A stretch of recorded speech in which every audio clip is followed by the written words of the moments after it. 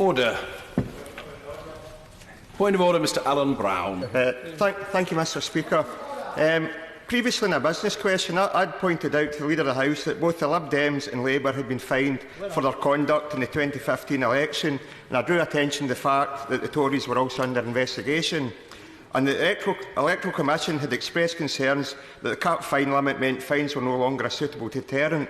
Now, basically, the Leader of the House almost dismissed me with a "how dare I raise that," and he stated that for members of the Scottish National Party to give lectures about good practice during an election campaign is a bit rich, which would imply the SNP were possibly implicated as well.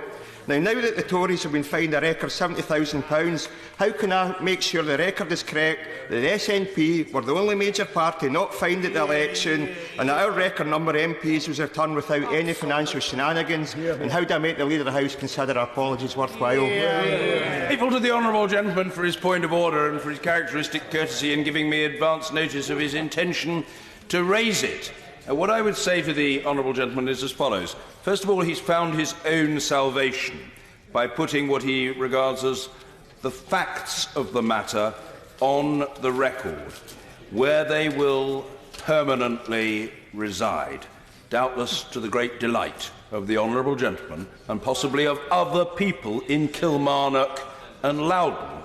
Secondly, when the honourable gentleman says what can be done to procure an apology from the Leader of the House, I fear that may be a case of optimism triumphing over reality. I was, of course, here at the time, and the Leader of the House is responsible for what he says.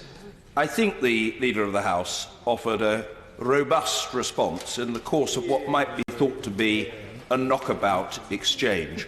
I've always thought that the honourable member for Kilmarnock and Loudoun is quite a steely fellow himself, but if I'm in any sense mistaken on that front, can I commend to him the benefits of acquiring at least one of the characteristics of the rhinoceros? I'm referring not, of course, to aesthetic beauty, but to notable resilience. We will leave it there for now. If there are no further points of order,